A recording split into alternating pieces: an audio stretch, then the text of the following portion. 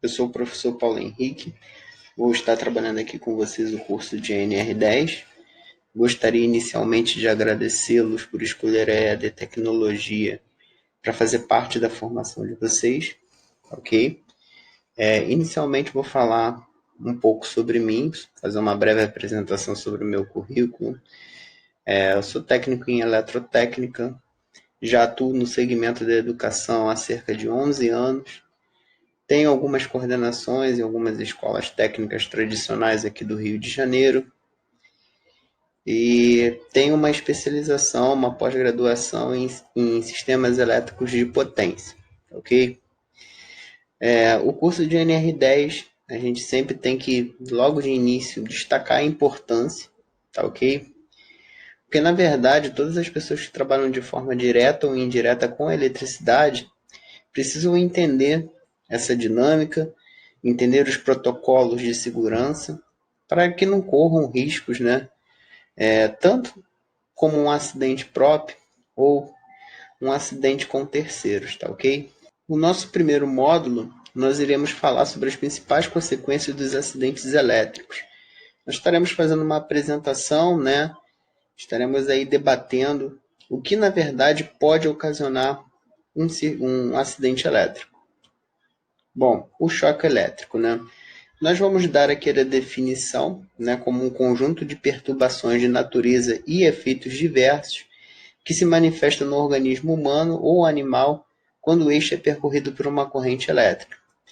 Então, na verdade, o choque elétrico ele vai ser provocado por um acidente, normalmente por um ato inseguro, né, ou uma condição insegura, onde você vai ter a corrente elétrica atravessando o corpo humano. E o efeito da corrente elétrica trazendo malefícios para a saúde, tá ok? Esse contato ele pode ser direto, tá? Que seria, na verdade, a definição como um contato de pessoas ou animais com partes normalmente energizadas, tá ok?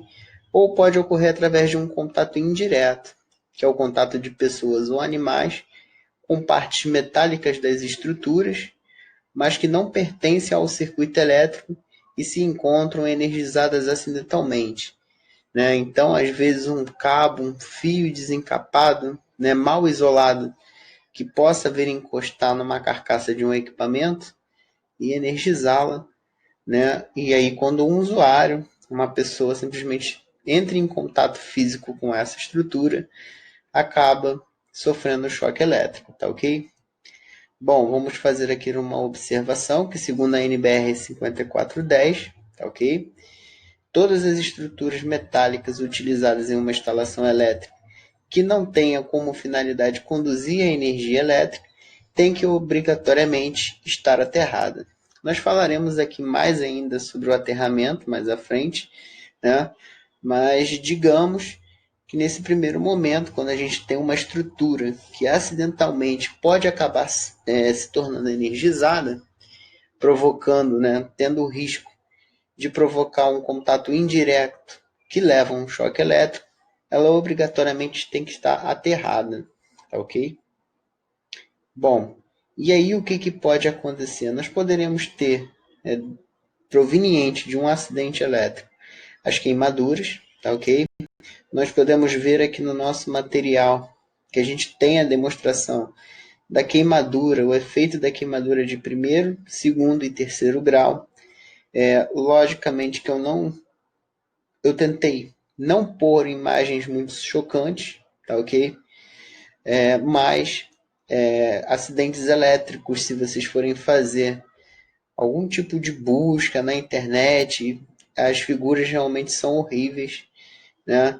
A gente pode perceber que os danos, as lesões, principalmente de terceiro grau, provenientes de choques elétricos, elas podem, além de ser, né, fatais, elas podem gerar cicatrizes e lesões extremamente dolorosas, tá ok?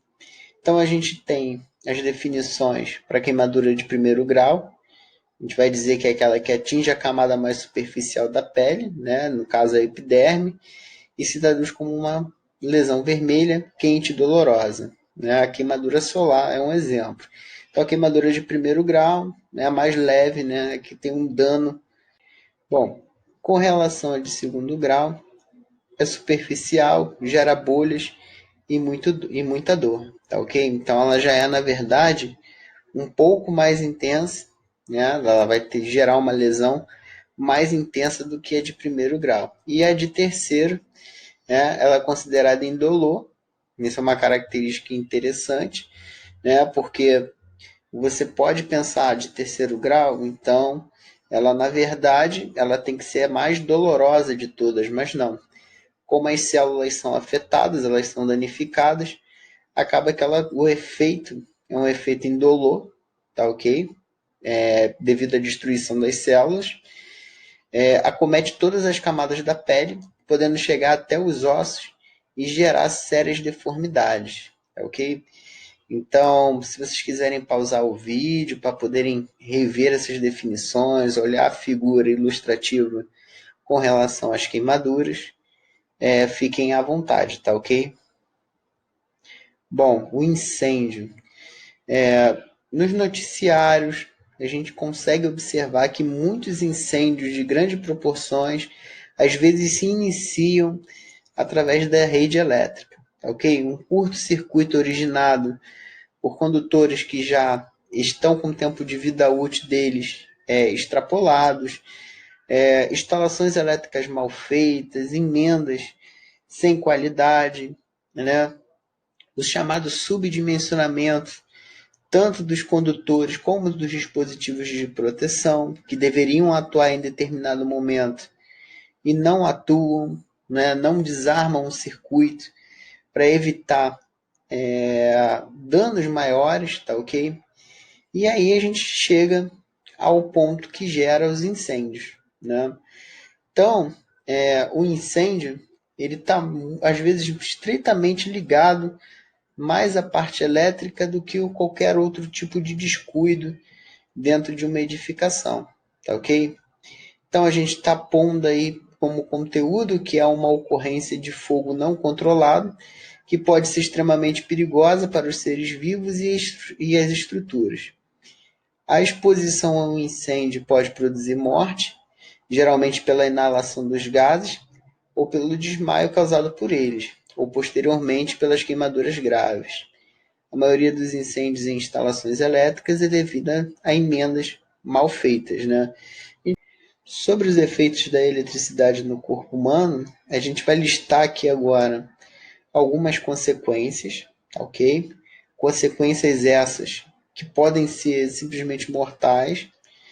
Então, a primeira que nós vamos citar, né, que ela pode danificar os tecidos e lesar os tecidos nervosos e cerebral, pode causar paralisação dos músculos, gerar coágulos nos vasos sanguíneos, paralisar a respiração e os músculos cardíacos, pode causar fibrilação ventricular, resultar em queimaduras e ainda inconsciência ou morte.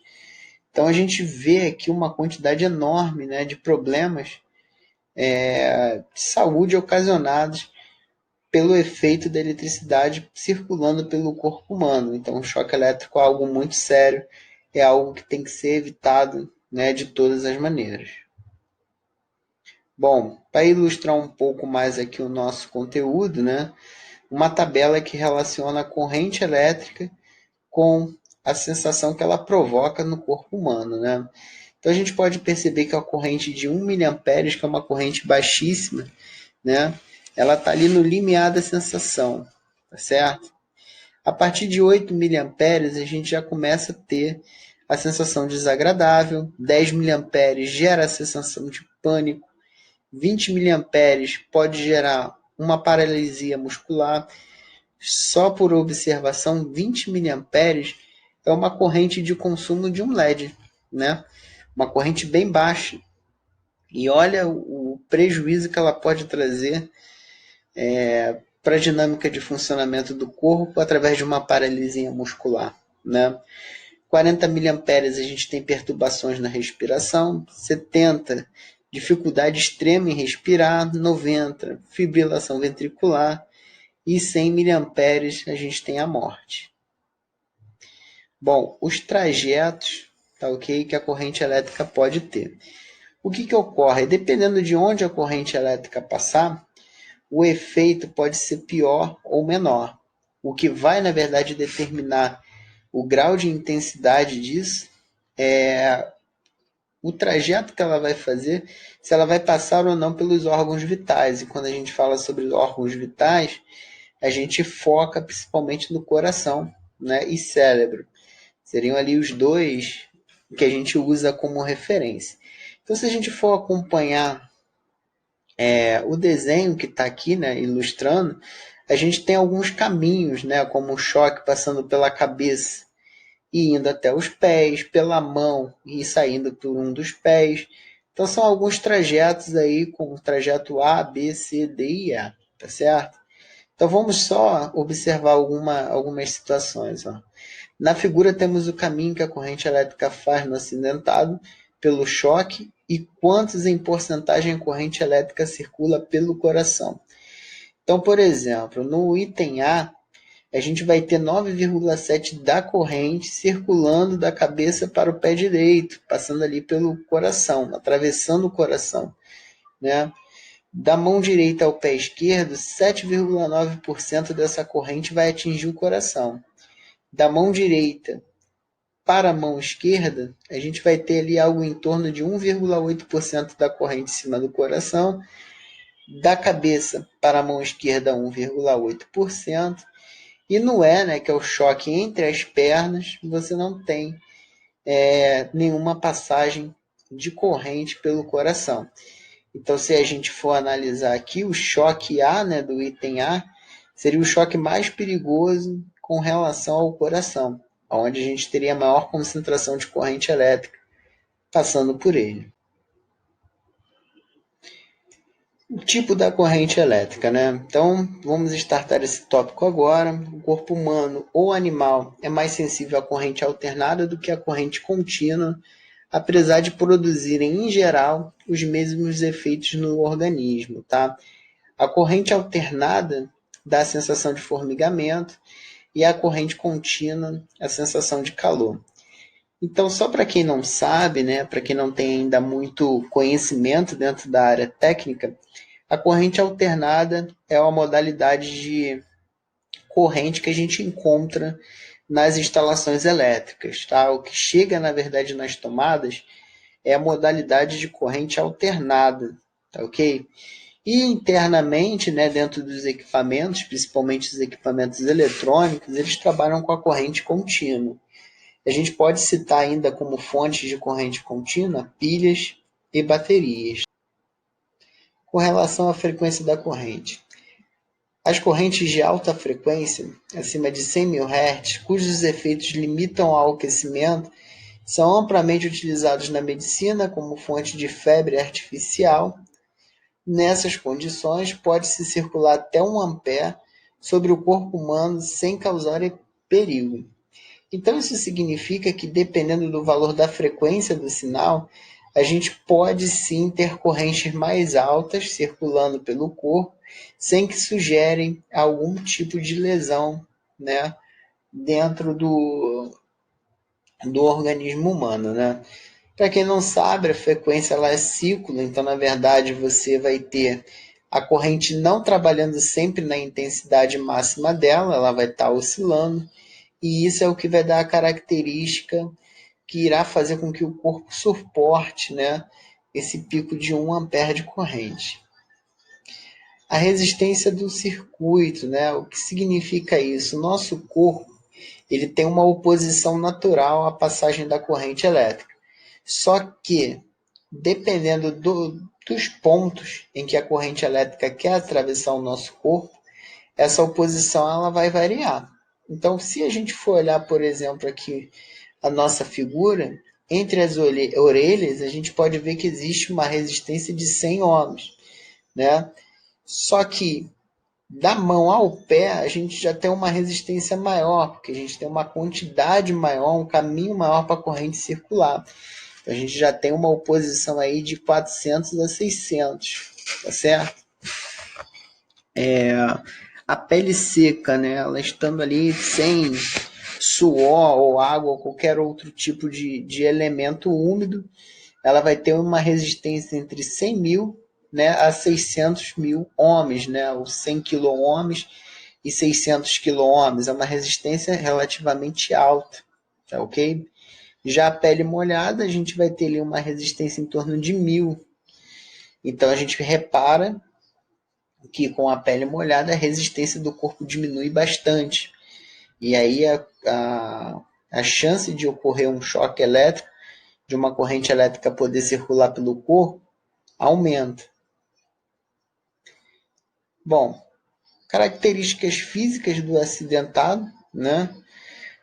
Então, o que seria na verdade isso, né? As partes do corpo que oferecem maior resistência à passagem da corrente elétrica são os ossos e a pele. A menor resistência da massa corporal se localiza na epiderme e nos músculos, onde se exala o suor, que é tão condutor quanto for maior o pH ou índice de salinidade, bem como os nervos e os vasos sanguíneos, né? Então, o que acontece? O que a gente tem que entender é que o choque elétrico, para ocorrer, ele tem que ter a passagem da corrente elétrica pelo corpo. Só que, como nós já falamos, né, a corrente elétrica, dependendo de onde ela for passar, ela vai encontrar mais ou menos dificuldade. Então, dependendo também da intensidade dela, nós teremos ou não um efeito negativo, né, para a saúde do acidentado. Então, a gente tem que, na verdade, levar em consideração todos esses parâmetros, tá ok? Bom, com relação às chances de salvamento, tá ok? Então vamos lá, ó. Tempo após o choque para iniciar a respiração artificial, que seria quanto tempo você vai demorar para agir, tá ok? Após um choque, né, com uma parada respiratória. Se você demorar 1 minuto, você tem uma chance de 95% de reanimação da vítima. E reparem que conforme for aumentando o tempo, essa chance vai diminuindo. Em 2 minutos já cai para 90, em 3, 75. Se você demorar, por exemplo, 8, você só vai ter 0,5% de chance de reanimar a vítima, tá ok? A nossa observação nessa parte do conteúdo: os serviços e instalações elétricas energizadas em alta tensão, bem como aqueles executados dentro do sistema elétrico de potência, que é o CEP, não podem ser realizados individualmente, né? Essa questão de não serem realizados individualmente, ela na verdade agrega tanto na questão de você poder ter um companheiro do seu lado em caso de acidente para poder te auxiliar, né, e vice-versa, assim como as manobras, para facilitar as manobras dentro dos circuitos, dentro do processo como um todo, ok? Bom, os efeitos da eletricidade no corpo humano, né? O limiar da sensação, da percepção, em corrente contínua, acima de 5 miliamperes, a gente já tem a sensação de calor. Na corrente alternada, maior do que 1 miliampere, nós temos a sensação de formigamento, tá? O limiar de não largar, né, que impede a vítima de não soltar o circuito. O que significa isso? Dependendo da intensidade do choque, você vai ter uma contração muscular, e essa contração muscular pode fazer, por exemplo, com que sua mão feche e você não consiga abrir. Seria ali uma reação normal, uma reação muscular, devido à corrente elétrica que está passando, né? Então, normalmente, quando uma pessoa segura um condutor que, por exemplo, não está isolado ou está com uma parte exposta, pode ser que, devido à intensidade da corrente elétrica que está passando ali pelo músculo, esse músculo contrai e a pessoa segure ainda com mais força esse condutor ao invés de largá-lo, tá ok? Então, esse limiar de não largar, de 9 a 23 miliamperes para homens, tá? E de 6 a 14 miliamperes para as mulheres. Bom, com isso nós chegamos ao fim dessa primeira parte. Espero que todos tenham gostado e até a próxima aula.